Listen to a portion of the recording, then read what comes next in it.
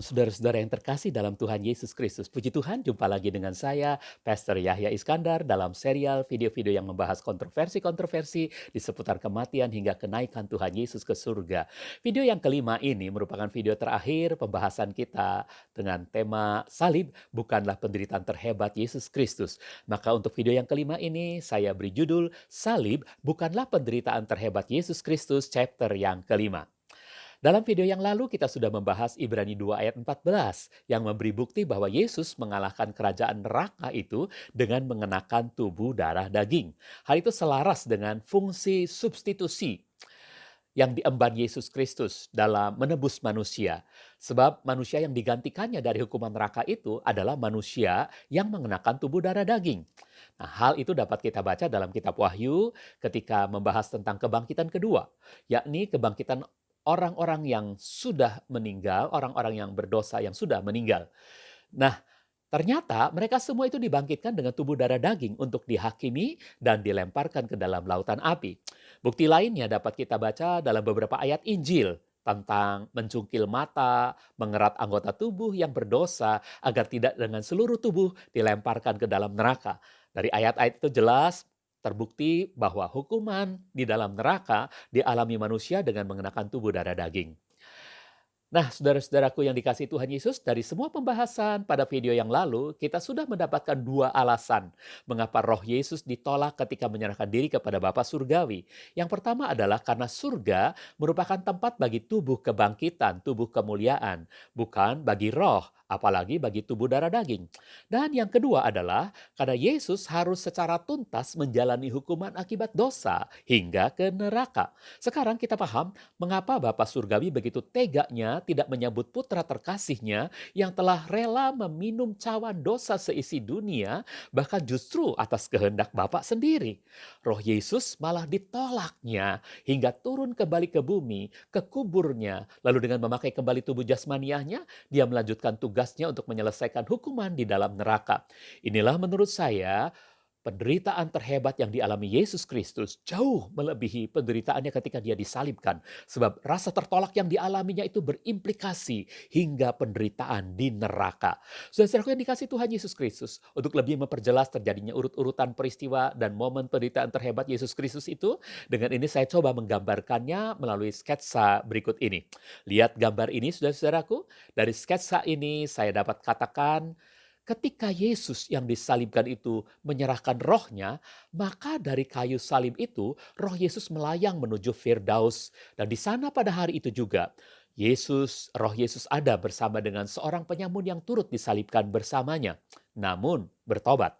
Nah, selanjutnya, ketika dia ingin menghadap tahta Bapa di surga, dia ditolak oleh Bapa. Bapa memalingkan wajahnya sehingga roh Yesus yang tertolak itu seakan-akan terhempas keluar dari surga oleh sebuah kekuatan yang besar, sehingga roh Yesus seakan terlempar kembali ke bumi sambil berteriak, Eloi, Eloi, lama sabachthani. Di bumi, Yesus masuk ke dalam kuburnya dan mengenakan kembali tubuh jasadnya, tubuh darah dagingnya. Mengapa? Pertama, karena hukuman neraka yang Yesus harus gantikan adalah hukuman manusia dengan memakai tubuh darah daging. Dan yang kedua, karena Yesus berkuasa menyerahkan rohnya dan mengambilnya kembali, hal itu berarti Yesus berkuasa untuk melepaskan tubuh darah dagingnya dan berkuasa pula untuk mengenakannya kembali. Nah, dengan tubuh darah daging inilah Yesus turun ke alam maut, ke Hades, kemudian langsung ke neraka.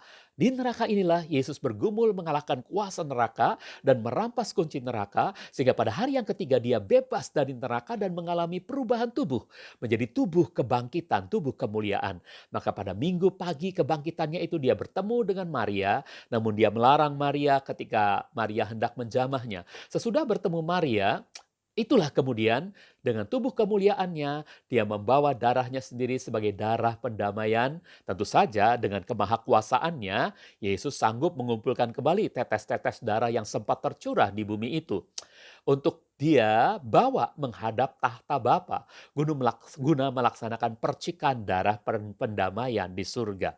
Nah, saudara-saudaraku, mungkin saudara bertanya apa dasarnya saya berani mengatakan bahwa Yesus berkuasa mengenakan kembali tubuh darah dagingnya yang telah dia lepaskan dari rohnya. Saya membaca kebenaran itu dalam Yohanes 10 ayat 17 dan 18. Yohanes 10 ayat 17 dan 18 Karena itu Bapa mengasihi aku, sebab aku menyerahkan nyawaku supaya aku dapat mengambilnya kembali. Tidak seorang pun mengambilnya dariku, tetapi aku sendirilah yang menyerahkannya, sebab aku punya otoritas untuk menyerahkannya, juga untuk mengambilnya kembali. Dan perintah ini telah aku terima dari Bapakku. Ayat ini sangat jelas mengatakan bahwa Yesus tidak saja berkuasa untuk menyerahkan nyawa atau rohnya, tetapi juga berkuasa untuk mengambilnya kembali. Hal itu berarti bahwa Yesus tidak saja berkuasa untuk melepaskan rohnya dari tubuh darah dagingnya, tetapi juga dia berkuasa untuk menyatukannya kembali rohnya dengan tubuh darah dagingnya. Nah, saudaraku yang dikasihi Tuhan, sekarang mari kita kembali membahas soal rasa tertolak. Pada intinya, setiap rasa tertolak itu benar-benar menyakitkan dan selalu berimplikasi pada neraka. Baik pada Yesus maupun pada manusia. Maksudnya, Yesus tertolak oleh surga, implikasinya ternyata dia harus masuk neraka. Begitupun pada manusia, setiap orang yang tertolak, maka ia merasakan seperti hidup dalam neraka. Seperti gambaran dari gadis ini. Lihat kembali gambar ini, saudaraku.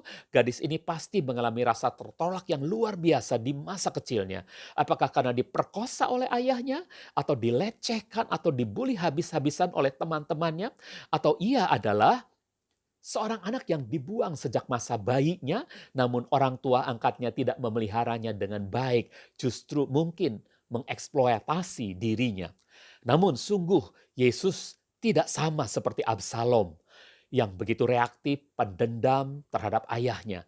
Bagi Yesus, sesakit apapun rasa tertolaknya, dia mampu mengatasinya. Mengapa? Sebab dia memiliki hati anak, sonship spirit. Sonship spirit yang amat mengasihi bapaknya. Yesus mampu melepaskan kepahitan dan rasa tertolaknya dengan benar. Berbeda dengan kebanyakan manusia. Mereka tidak sanggup melepaskan kepahitan dan pengampunan. Yesus paham rancangan Bapa dan karya yang harus diembannya demi mendamaikan manusia dengan Bapa yang membuatnya rela membayar lunas semua tuntutan dosa sampai ke neraka. Sesuatu yang sebenarnya sudah tergambar atau sudah dinubuatkan dalam pelaksanaan kurban pendamaian di kemah pertemuan, di tabernakel. Di sana jelas diuraikan bahwa binatang kurban yang telah disembelih itu selain tubuhnya dipotong-potong menjadi beberapa bagian, kemudian bersama dengan kepala dan lemaknya, ia dibakar di atas mezbah kurban bakaran.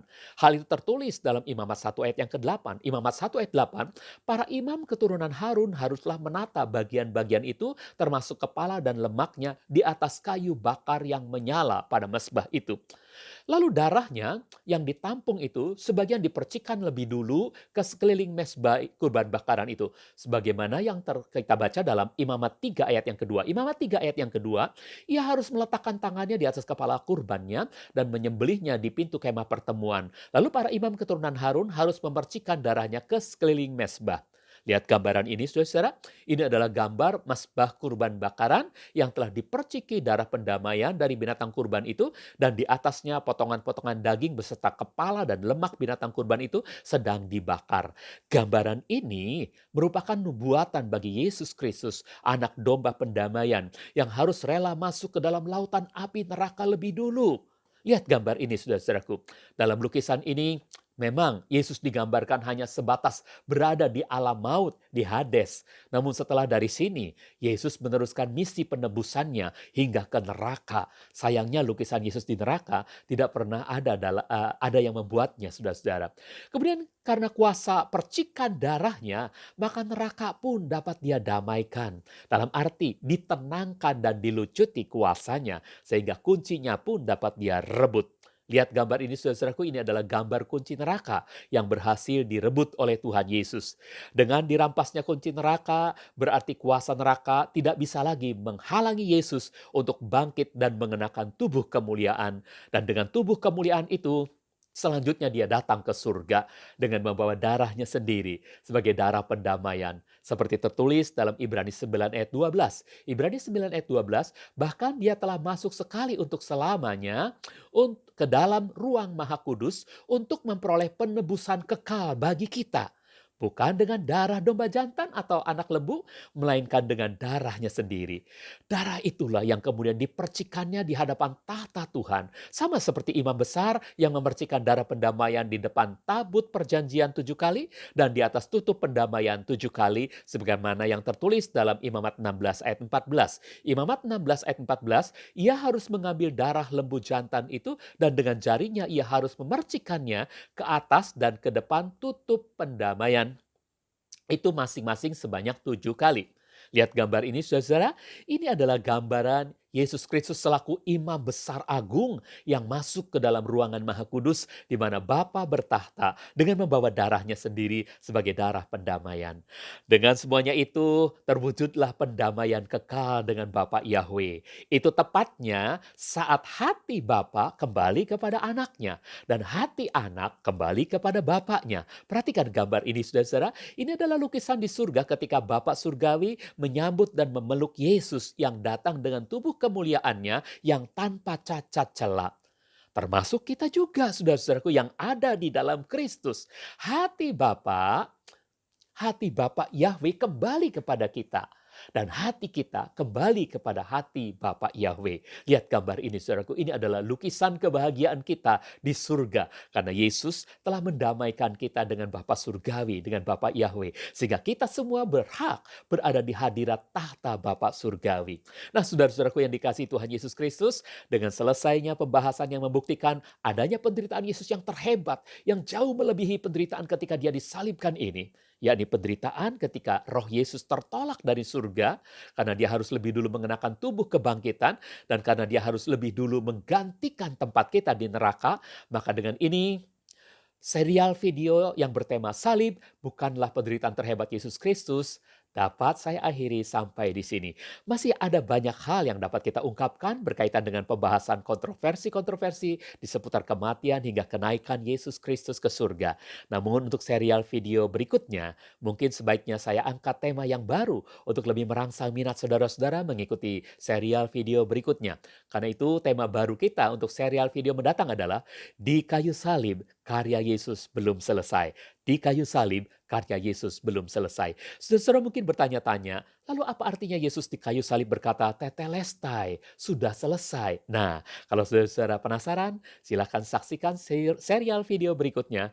Saudara-saudaraku yang terkasih, jika melalui video ini saudara merasa diberkati, tolong bantu share ke teman-teman ya. Dan jangan lupa yang belum subscribe, tolong subscribe. Dan Tuhan Yesus Kristus memberkati kita semua. Haleluya. Amin.